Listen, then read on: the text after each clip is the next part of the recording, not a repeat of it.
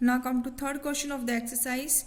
The third question is, there are two set squares in your box. What are the measure of the angles that are formed at their corners? Do they have any angle measure that is common? So see, these type of two set square we are having in our geometry box. Now see, when we measure the angle of these three corners, what we get when we measure this angle? See, this angle is of 90. When we measure this angle from the corner, what we get? This angle is of 45 degree. You can see. Now again measure the third corner. When we measure the third corner, what we get? This angle is also of 45 degrees. See. Now this is the second set square. So when we measure the angle of three corners of this set square, what we get, beta? When we measure this corner, this is of 60 degree. This angle is of 60 degree. And when we measure this corner, this corner makes an angle of 30 degree. This angle makes 30 degree. When we measure this angle,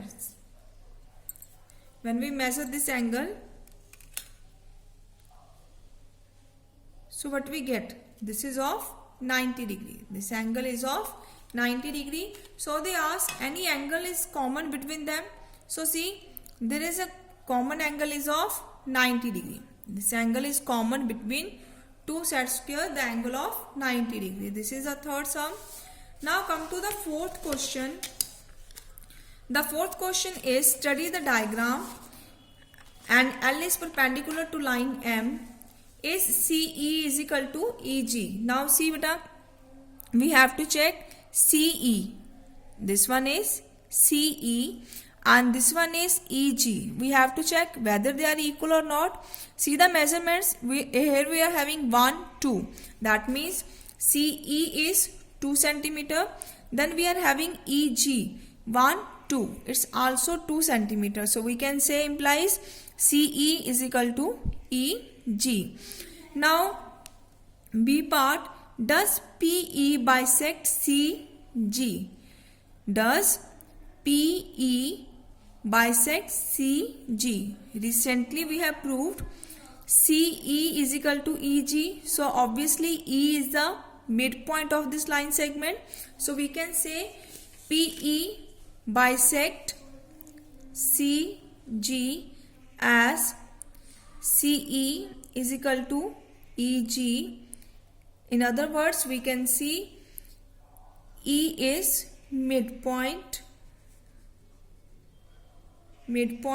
of CG. Clear? This is a B part.